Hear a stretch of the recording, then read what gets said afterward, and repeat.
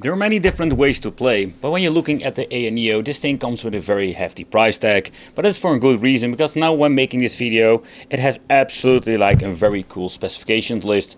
But I want to just do an, let's say, a focus on like the particular emulation of PlayStation 2, because I love PlayStation 2, but how cool is it if you can play it on the go?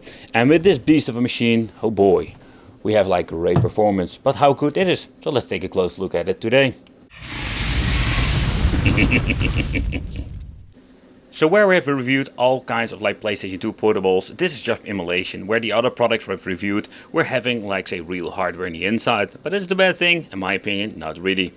Another thing I really love about this device is just the way how this thing actually works and how it feels. It will run on Windows at this moment making this video. Take that in consideration, I will run it to a like say separate emulator.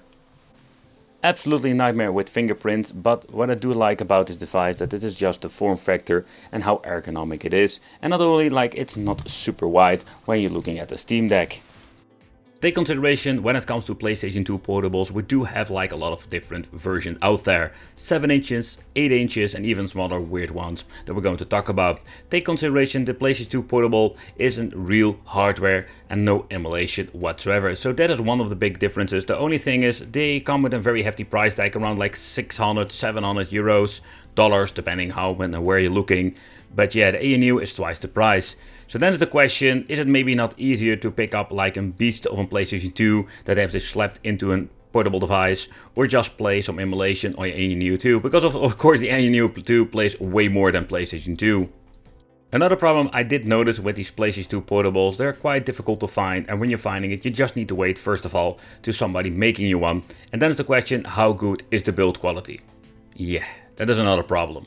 I also reviewed this tiny PlayStation 2 portable and this thing is quite compact. If you think about it, they slapped a real PlayStation 2 inside this tiny beast. And I must say that this is basically one of my favorite PlayStation 2 portables. You should like check out the video after like seeing this portable emulation stuff. Alright, so for the first game, let's take a close look at Crash Bandicoot, The Wrath of Vortex. One of my cool games I love to play.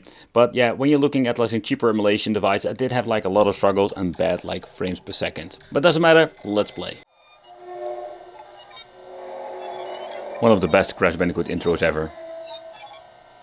Imbeciles, fools, nincompoops. Can't you idiots do anything right? An awesome feature when it comes to emulation, of course, that we do have like higher resolution upscaling, and then also we're having the option to basically like mess around with it. Everything looks better, and we're having like really fast loading times because they are significantly faster than when it comes to your original PlayStation. Look at your own face.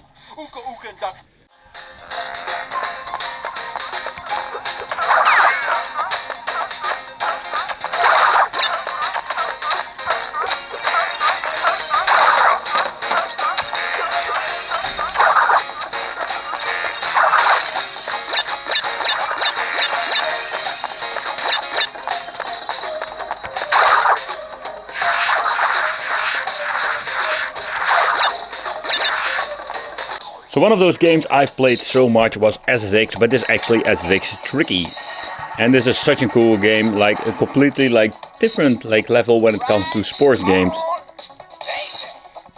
Back in the day I did play myself like a lot of 1080 on the N64 or some cool borders on PlayStation, but this game on the PlayStation 2 was absolutely like something different.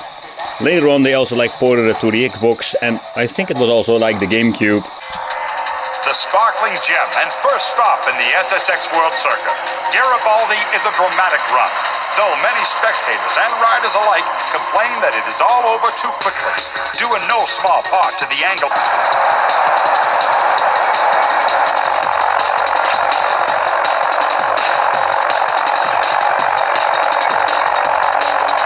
No enemies. If you keep your hands to yourself, this could be a nice clean race.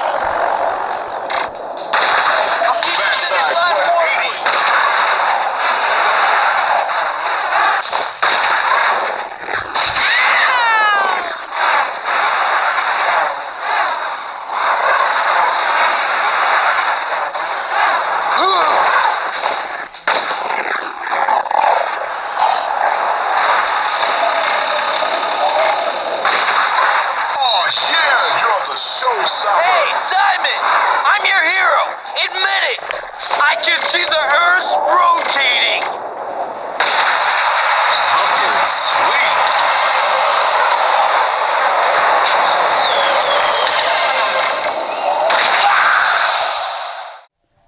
Another great game is Maximo Army of Zin, one of the games I've played quite a lot. It's a very cool, very challenging adventure game. My name is Maximo.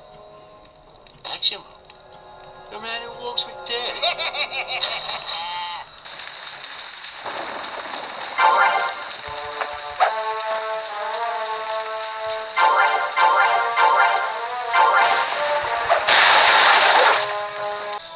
But the unfortunate thing is that we do have a problem with this particular game. The cutscenes are just like it should be. We have like an amazing FPS. And if you're going to slap more games into this emulator, you will see... Oh, I slapped a woman. You will see sometimes we do have some problems with a certain amount of games. Here we go! Round one. Fight.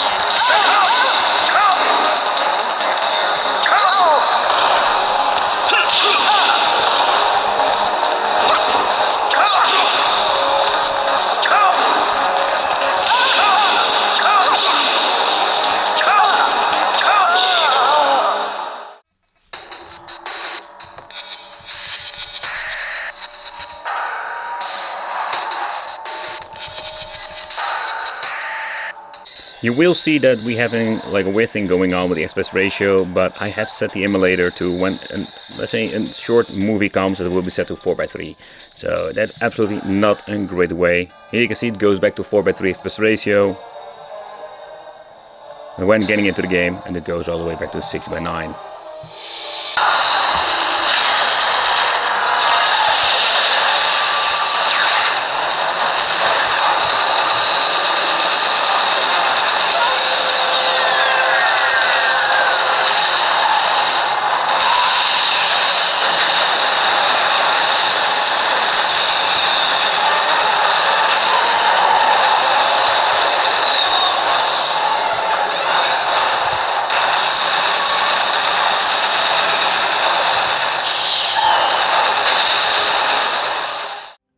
Playing PlayStation 2 on the ANU2 is absolutely great. It's a great overall experience, besides having some minor issues when it comes to glitching or stuff like that.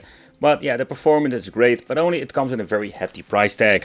When you're looking nowadays with all the options we're having, like very cheap to the cheap handhelds don't have the option to have like the same performance, but we do have PlayStation 2 portables. I've reviewed them here on the channel. Let me know in the comments what do you prefer. Do you prefer a PlayStation 2 portable that is handmade with original hardware or just emulation? Thanks for watching, consider subscribing, hit the little bell, and it will be great to see you in the next video.